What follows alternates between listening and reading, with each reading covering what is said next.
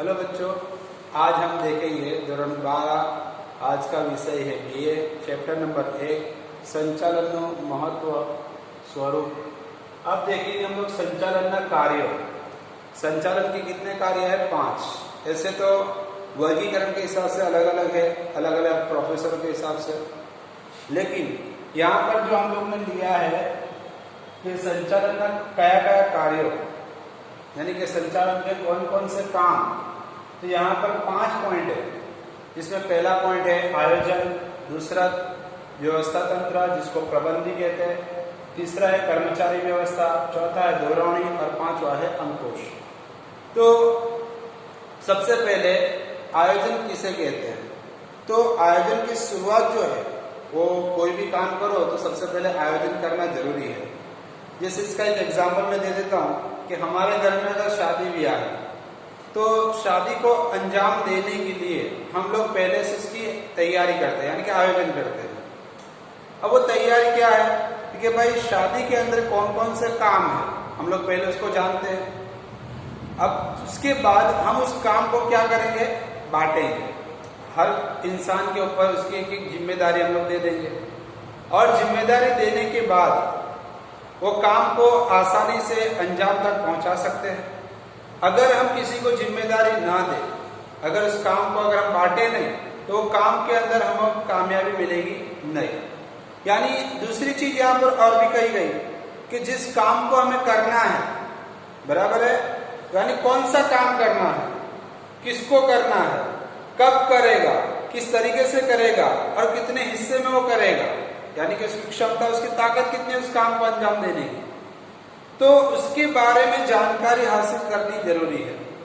तो यहाँ पर और एक चीज भी बताई है कि आने वाले वक्त के अंदर, यानी कि हालात जो आते हैं उस हालात को दूर करने के लिए, यानी कोई मुसीबत हमको मालूम है कि भाई आने वाला वक्त कैसा है, उसके बारे में हम जानते नहीं, लेकिन फिर भी हम अंदाजा लगा लेते हैं कि भाई आने वाला वक्त ऐसा होगा।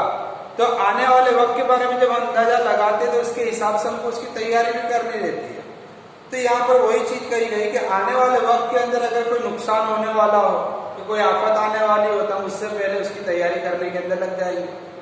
तो यहाँ पर आयोजन भी क्या है कि आयोजन यही कहता है कि जो मौजूदा हालात है उसको दूर करना और आने वाले हालातों को पहले से तैयारी करके उसको दूर करने की कोशिश करना। यानी कि आयोजन बहुत जरूरी है। अगर आयोजन बिना अगर हम कोई काम करेंगे तो हम उस काम को अंजाम दे सकते नहीं है। तो इसके अंदर बताया गया है कि आयोजन किसे कहते हैं, तो कि आयोजन का जो अंतर, यानी कि जो डिस्टेंस हम लोगों को दिया गया है उस काम को अंजाम देना और अंजाम तक उस काम को पहुंचाना, उसको आयोजन कहा। दूसरा पॉइंट हमारे पास में है व्यवस्था तंत्र। अब व्यवस्था तंत्र किसे कहते हैं, तो कि भाई हम काम को क्या करते हैं? बांटते हैं। तो काम किसको बांटा? अब उस काम को बांटने के बाद, यानी कि इससे पहले हमने पढ़ा था सत्ता के बारे में, 3 सपाटी होती है, हर किसी के पास अपना अपना काम होता है। अब सत्ता के हिसाब से, पोजीशन के हिसाब से हम काम को बांट देते हैं।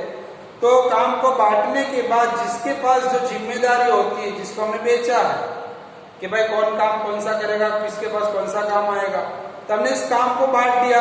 बांटने के बाद इस काम को व्यवस्था तंत्र कहा, यानी हमने तो जिसके जिम्मे जो जिम्मेदारी आई, यानी कि जिसके जिम्मे ये काम आया और वो काम को अगर अंजाम देता है तो उसको हम लोग क्या कहेंगे? व्यवस्था तंत्र, क्योंकि हमें काम को बांटा है। तो बांटने को व्यवस्था तंत्र कहते हैं। और दूसरा इसका नाम जो हम लोग को यहाँ पर कहा है वो प्रबंध है, यानी कि काम के ऊपर देखरेख रखना, कार्य की सत्ता, यानी किसको हमने काम दिया कितने वक्त के अंदर वो पूरा करेगा और किसके पास कौन सी जवाबदारी रहेगी और जवाबदारी के मुताबिक वो काम को कर सकता है या नहीं कर सकता। ये तमाम चीजों को इसके अंदर ध्यान में रखना पड़ता है। इसके लिए बताया गया कि इसके अंदर बौद्धिक, यानी कि पहले से बुद्धि, यानी हमारे दिमाग का इस्तेमाल भी इसके अंदर करना है, क्योंकि ये जो अमल है, जिस तरीके से हमारे शरीर के अलग अलग हिस्से है, जो अलग अलग हिस्से हैं अलग अलग तरीके से काम करते हैं। कि भाई हाथों का काम क्या है? पकड़ना। आंखों का काम क्या है? देखना। जुबान का काम स्वाद को चखना। नाक का काम श्वास को लेना। कान का काम सुनना। यानी उसी तरीके से हमारी बॉडी के अंदर जिस तरीके से हर आज़ा को हमने काम को बांटा है, यानी कुदरत ने पहले से उसको बांट कर दिया है, तो हमारे लिए वो काम आसान है कि भाई हम नाक से सूंघ सकते हैं, कान से सुन सकते हैं, जुबान से टेस्ट कर सकते हैं, हाथों से पकड़ सकते हैं, पैरों से चल सकते हैं। अगर इस काम उल्टा कर देवे तो हम कभी इस काम को अंजाम दे सकते नहीं है। उसी तरीके से यहाँ पर व्यवस्था तंत्र भी ऐसा ही है जिस तरीके से हमारा शरीर है।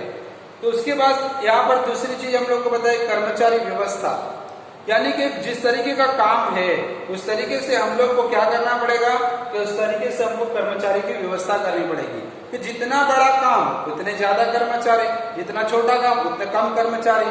अगर हमारी हैसियत है काम को अंजाम देने की तो हम काम को अंजाम देने के लिए कर्मचारियों को बढ़ाएंगे, क्योंकि कर्मचारी एक ऐसा इंसान है जो काम को नफे के रूप में यानी कि इजाफा भी कर सकता है।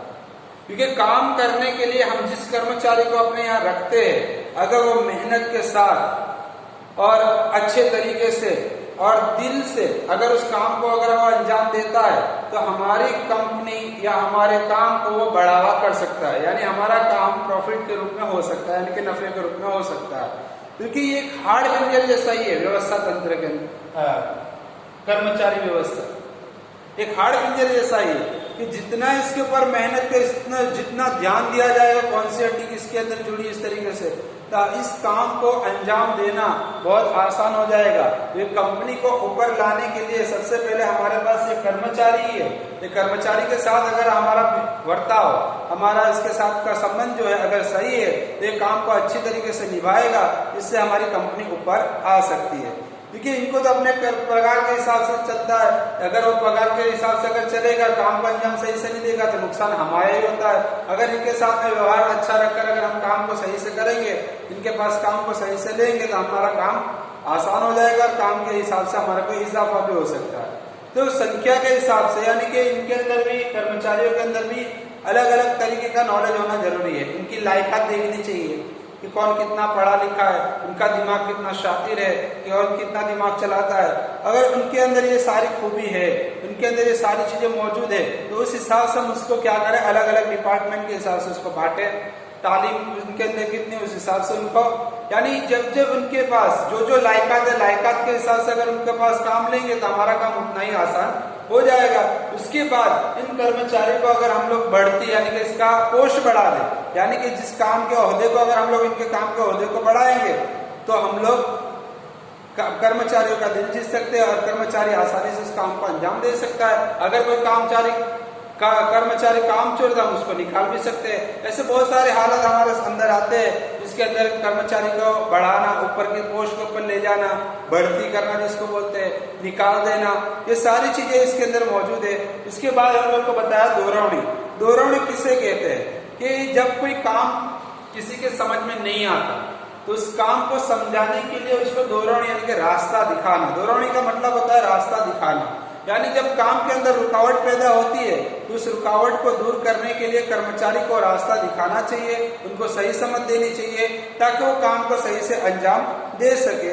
उसके बाद हमारे पास आखिर में है अंकुश। ये अंकुश किसे कहते हैं, तो अंकुश का मतलब होता है रोक लगाना, यानी कि जब काम करने वाला कर्मचारी अगर काम के अंदर कोई गलती करता है जिससे बड़ा नुकसान हो सकता है तो उस काम को तुरंत अंकुश लगा दे, यानी कि रोक दे, उस काम को करे नहीं। अगर उस काम को हमने रोका नहीं तो हमारा ही नुकसान हो सकता है। और जिसकी वजह से यहाँ पर अंकुश जरूरी बन जाता है कि काम के अंदर जब हम नुकसान देख रहे हैं, काम के अंदर हमको ऐसा लगता है कि हमको तकलीफ देगा, काम के अंदर हमको ऐसा लगता है कि इससे हमारा बहुत ज्यादा नुकसान हो सकता है, तो हम उस काम के ऊपर क्या लगा दे, अंकुश लगा दे, पाबंदी लगा दे ताकि उस काम को रोका जाए। और अगर काम को हमने रोक दिया तो हमारे अंदर क्या आएगा, सुधार आ सकता है, क्योंकि काम को हमने नुकसान होने से बचा लिया है। उसी के साथ साथ में ये क्या है कि अंकुश को अगर यानी लगाने के बाद हमने काम को रोक दिया तो काम जो खराब होने वाला था उसको तो रोक लिया हमने, लेकिन आने वाला जो है यानी कि जो गलती दोबारा हम लोग अगर ऐसी गलती नहीं करें तो वही चीज ध्यान में रहती है कि अगर हमने सही से अंकुश लगाया है तो कर्मचारी ने इस बार जो भूल की जिसके ऊपर हमको अंकुश लगाना पड़ा तो वही कर्मचारी दोबारा यानी कि आइंदा दूसरी मर्तबा उस भूल को दोहराएगा नहीं। क्योंकि अगर हम लोग उसके ऊपर ध्यान देंगे तो ये चीज हमारे लिए आसान होगी। अगर हम लोग ध्यान नहीं देंगे तो आने वाले वक्त के अंदर फिर से कर्मचारी वही गलती कर सकता है जिससे उसका नुकसान हमें ही उठाना पड़ेगा। जिसकी वजह से ये गलती बार बार दोहराई नहीं जाए, इसके लिए अंकुश लगाना जरूरी है।